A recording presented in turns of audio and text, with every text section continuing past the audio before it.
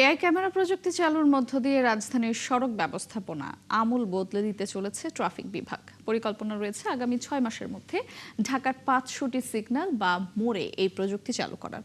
বর্তমানে শহরের 19টি গুরুত্বপূর্ণ মোড়ে বর্তমানে কৃত্রিম বুদ্ধিমত্তা চালিত এই ট্রাফিক ক্যামেরা প্রযুক্তি চালু রয়েছে। পর্যায়ক্রমে রাজধানীর 120টি গুরুত্বপূর্ণ মোড় এই প্রযুক্তির আওতায় আসবে। বিস্তারিত সাজিদ সরকারের প্রতিবেদনে। দর্শক, আমরা প্রতিবেদনটির জন্য অপেক্ষায় আছি।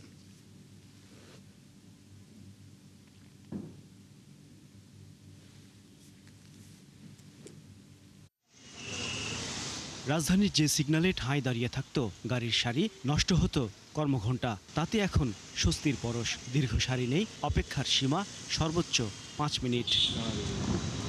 বদলে যাওয়া এই রূপকথার নেপথ্যে রয়েছে আধুনিক এআই প্রযুক্তির ট্রাফিক ক্যামেরা।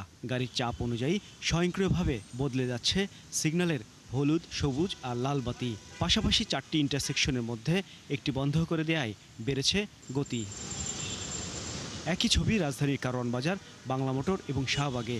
প্রতিটি সিগন্যালেই ট্রাফিক আইন মেনেই চলাচল করছে গাড়ি। কারণটি ট্রাফিক ব্যবস্থাপনায় নতুন প্রযুক্তি, যা তৈরি করছে নগরীর সড়কে শৃঙ্খলা। দাবি ডিএমপির ট্রাফিক বিভাগের সাবেক এই অতিরিক্ত কমিশনারের। ভবিষ্যতে দেখা যাবে যে আমরা যদি ঢাকা শহর বা রোডগুলা সব এই ক্যামেরা দিয়ে কভার করতে পারি, তাহলে ট্রাফিক সার্জেন্ট তাদের ম্যানুয়ালি মামলা দেওয়ার খুব বেশি প্রয়োজন হবে না।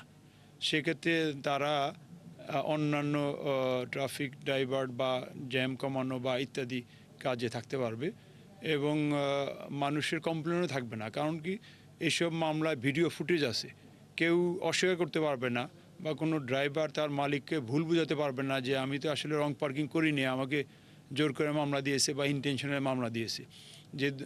যেহেতু এখানে প্রুফ আছে, অতএব এইটা বলা যায় যে যুগান্তকারী পদক্ষেপ হয়েছে। তবে প্রযুক্তির এই সুফল ধরে রাখতে প্রধান সড়কে বড় বাধা রিকশার অবৈধ প্রবেশ।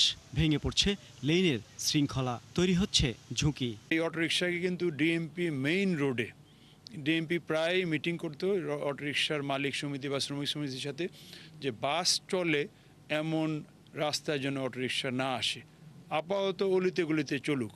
শতভাগ শৃঙ্খলা ফেরাতে এআই প্রযুক্তির পাশাপাশি সড়কগুলোকে সম্পূর্ণ রিকশামুক্ত রাখার পরামর্শ এই সাবেক ট্রাফিক কর্মকর্তার।